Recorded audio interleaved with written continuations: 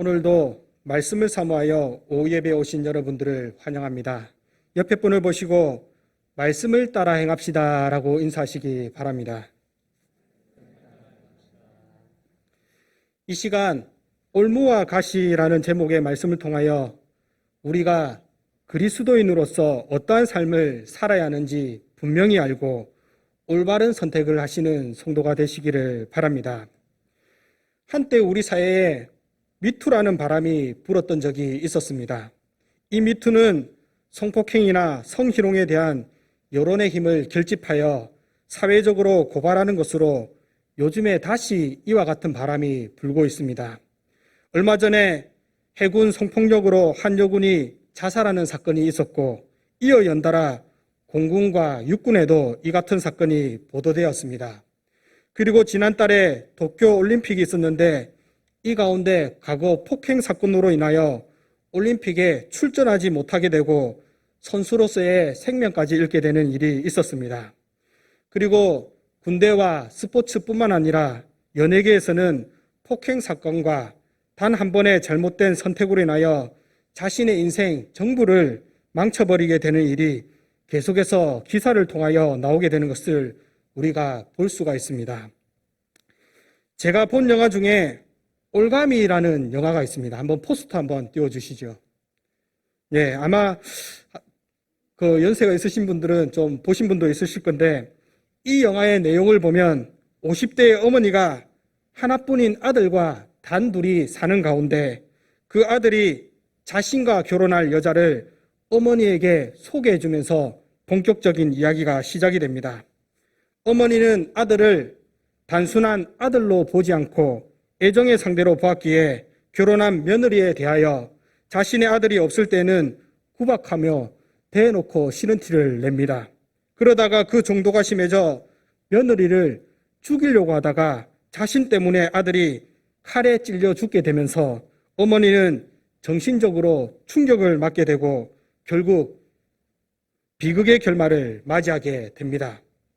이처럼 단 한 번의 잘못된 선택이 그의 전 인생을 망치게 되는 것처럼 우리 인생에 있어서 선택이라는 것은 아주 중요하며 그 선택이 더욱이 자신의 평생의 인생을 좌우하게 된다고 생각할 때 우리는 이를 절대로 가볍게 이길 수가 없다라는 것입니다. 오늘 우리가 함께 읽은 본문 13절을 살펴보자면 올무와 덫 그리고 옆구리의 채찍과 눈의 가시라는 단어가 나옵니다. 이것은 아모스 3장 5절 말씀에 짐승을 잡기 위한 것으로 표현되어 나오듯이 무엇을 잡기 위하여 그것을 죽음의 함정으로 이끌기 위한 것으로 사용되어진 단어입니다. 올가미와 덫을 한번 보여주시지요. 네, 제가 직접 사냥을 해보지는 않았지만 TV를 보면 사냥꾼들이 사냥을 하기 위하여 짐승들이 잘 다니는 길목에 올가미라는 것을 설치합니다. 이 올가미, 올무라는 것은 쇠줄을 꼬아서 만든 와이어 줄로서 이런 둥근 모양을 만들어 설치를 합니다. 그리고 그곳에 멧돼지나 동물들이 좋아하는 고구마라든지 이런 음식물을 놓아두게 되면 짐승이 그 음식을 먹기 위하여 가다가 그곳에 다리나 목이 걸리게 됩니다. 그리고 그것을 벗어나기 위하여 몸부림치면 칠수록 더욱 강하게 쪼여와 결국 죽음에 이르게 됩니다.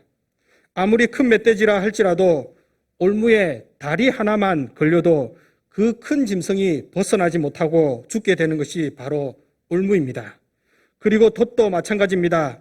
그 위에 놓인 음식의 유혹을 이겨내지 못하고 짐승이 그곳에 올라가는 순간 날카로운 칼날로 낚아챕니다. 예전에 제가 친구들이랑 허리띠를 가지고 채찍이라고 그것을 휘두르며 논 적이 있는데 그래서 그것을 가지고 서로 가위바위보를 하며 이긴 사람이 진 사람의 등짝을 치기로 하여서 제가 그것을 맞아본 적이 있습니다.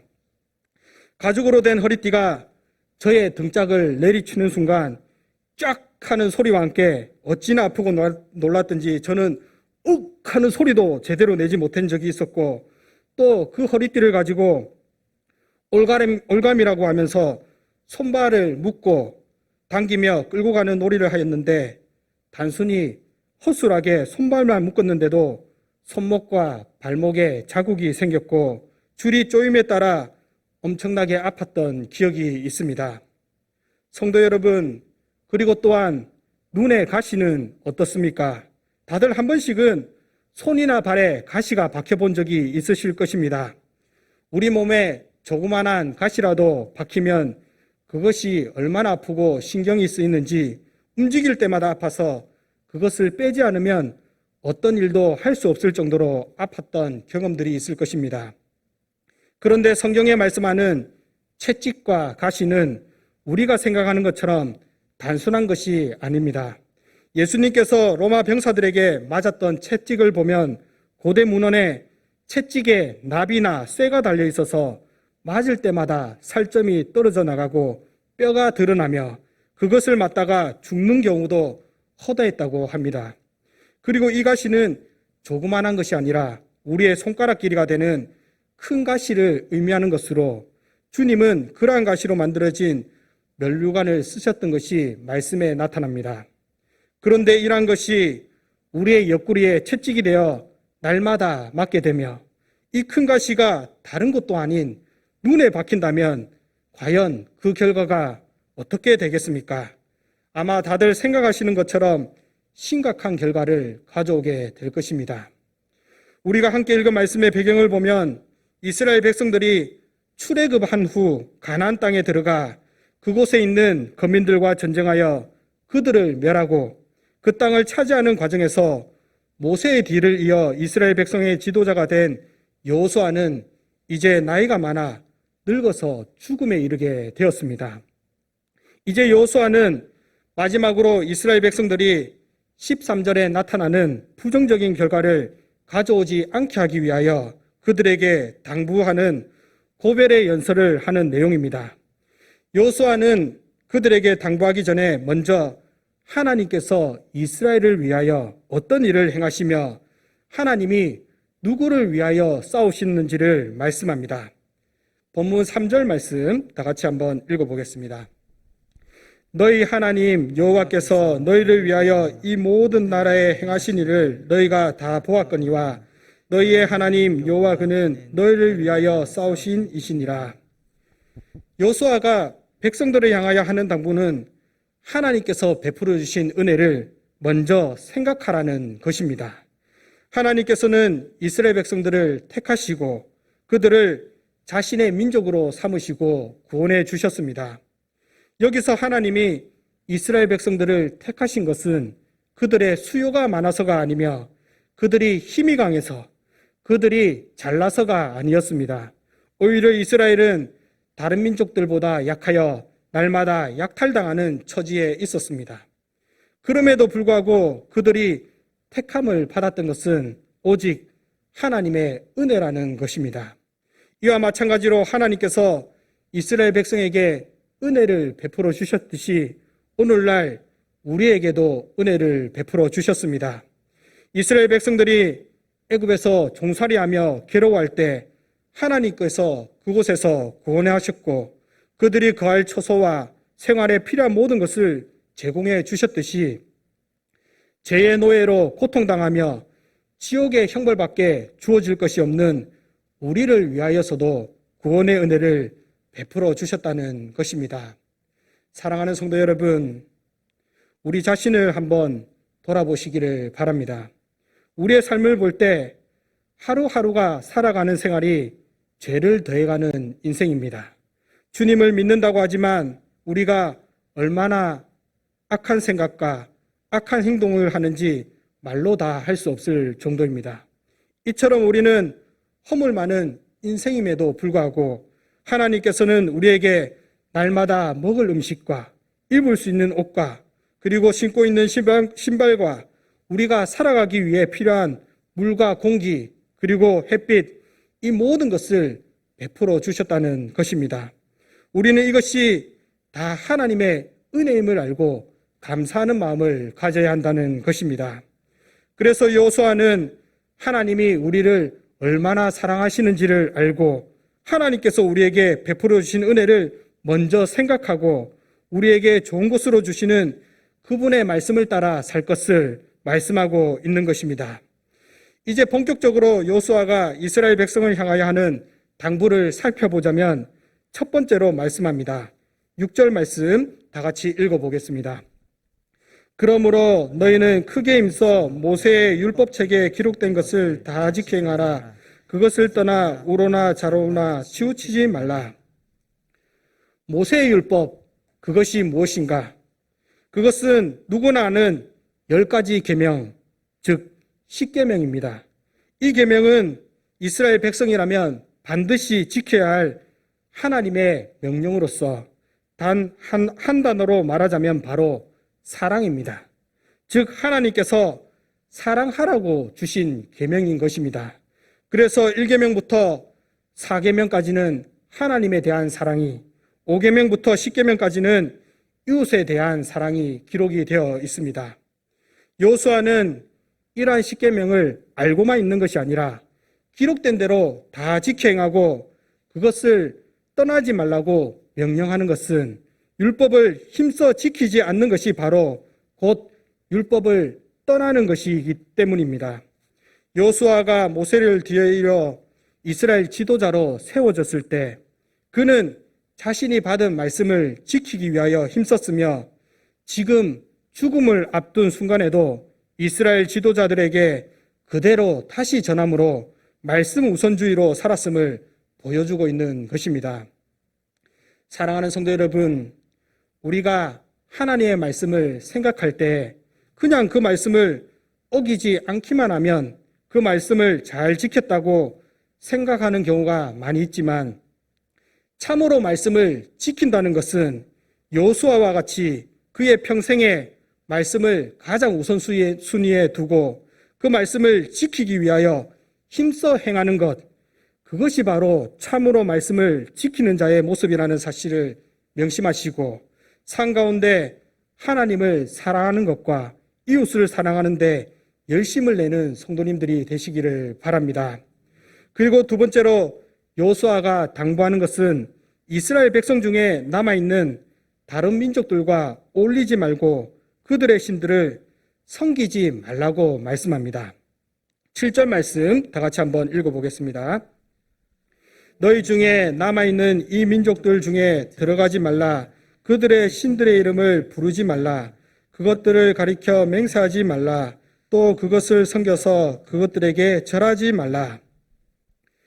여기서 우리가 생각할 때 다른 민족들과 어울리지 말라고 하였으니까 하나님을 믿지 않는 사람들과 말도 섞어서는 안 되겠구나라고 생각할지 모르겠으나 여기서 들어간다, 어울린다라는 것은 그들과 함께 같은 행동을 하는 것을 뜻합니다.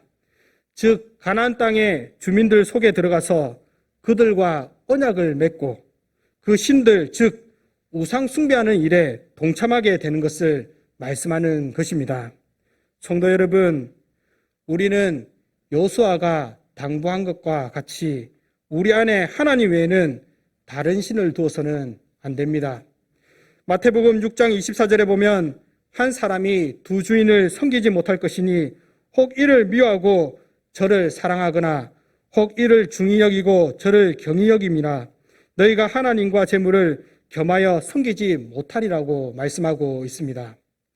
이처럼 성도는 두 주인을 섬길 수가 없습니다. 왜냐하면 하나님의 뜻과 다른 이방신의 일이 서로 상충되며 반대되며 하나님을 대적하는 일이 되기 때문입니다. 그래서 여호수아는 다른 이방신들의 이름도 부르지 말고 맹세도 말고 절하지도 말라고 당부하며 하나님께서 우리를 위하여 어떤 일을 행하셨는지 다시 한번 강조하는 말씀이 9절과 10절의 말씀에 나타나고 있는 것입니다. 9절과 10절의 말씀을 보면 하나님이 이스라엘 백성을 위하여 행하신 일은 아무리 강한 나라라고 할지라도 하나님께서는 이스라엘 백성들 앞에서 쫓아내셨고 여호수아가 있는 날까지 이스라엘 백성들에 대하여 맞선 자가 없다고 말씀하고 있습니다. 그 대표적인 예로 여리고성을 보면 우리가 잘 알 수가 있습니다.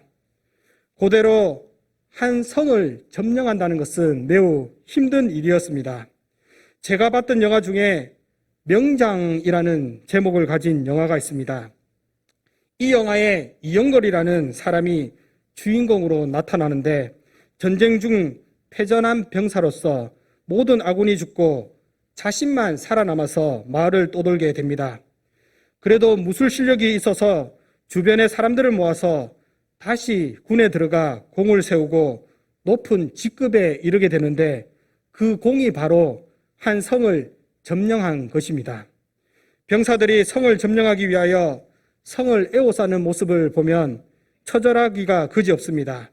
겨울에 병사들이 먹을 것이 부족하여 굶주리며 매서운 바람이 불어 손발이 갈라지고 원인 모를 병과 굶주려 병사들이 죽어가고 원망과 불평이 나오는 가운데 이들을 이끌고 성을 점령한다는 것은 불가능한 일이었습니다.